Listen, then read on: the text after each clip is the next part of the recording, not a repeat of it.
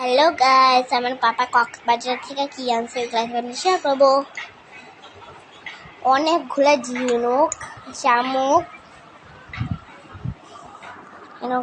Bracelet একটা আমার জন্য শপিং হচ্ছে।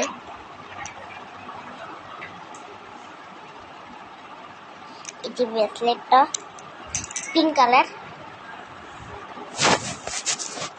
এই যে এটা কি জানি না, আসলে আমি জানি না। এই যে কত বড় একটা শামুক।